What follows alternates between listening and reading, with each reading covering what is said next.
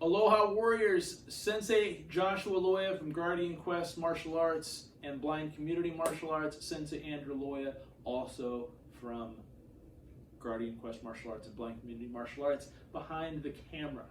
So today, in this particular video, I want to give an intro to what we call Guardian Zero.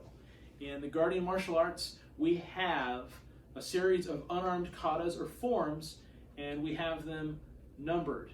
Typically, you learn Guardian 1 in Guardian Karate, and then Guardian 2 through 5, actually 6 I think now, in Guardian Kempo when you get to that level in your training.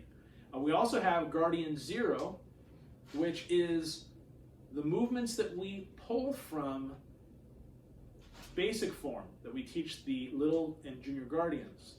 There's typically some vocabulary to go with it, and I'll get into that vocabulary in a minute. But for right now, I want to go over the blocks. So in Guardian Zero, the purpose of it, both for the adult students that don't learn the vocabulary and for the kids that learn the vocabulary and the movement, is to get you familiar with some of the movements that you learn in the Guardian Arts. So we go over our blocks, some of our basic punches, our kicks. We get into chops later on. But for right now, I'm going to go over just the blocks from Guardian Zero and basic form. So I don't know if this is mirrored. So I'm not particularly gifted at doing the mirror thing. So you'll use your right hand. So this is my right hand. It might look like my left. I don't know if there's a way we can flip this later, but we'll start for now. So we're going to make a fist. Fold the fingers, wrap the fingers, thumb over the first two knuckles. As you're doing that, I want you to start with your hands up in guard.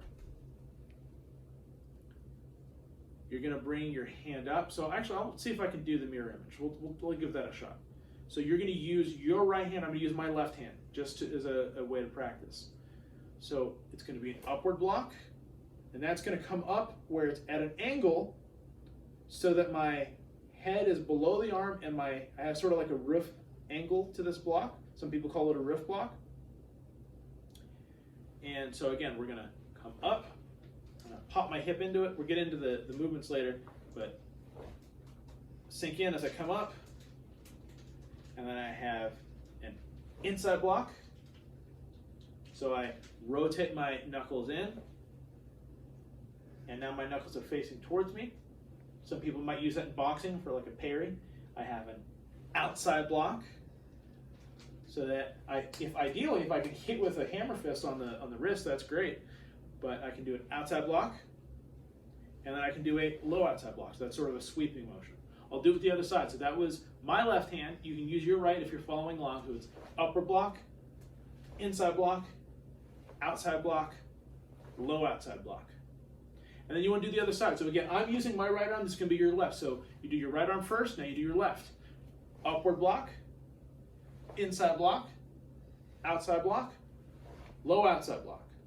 And the one thing I want you to pay attention to is that I'm coming through the center line, because I don't know what type of punch somebody's doing. I don't know if they're swinging down at me with a big pole or something. I got to block that. Or if they're doing a big hook.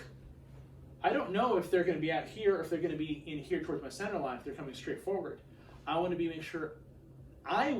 make sure that my block will work, and I don't have to think about what kind of strike they're hitting me with, at least as much as possible. So when I do an outside block, it comes into the middle and goes out. When I do an inside block, it comes in and it crosses that middle line.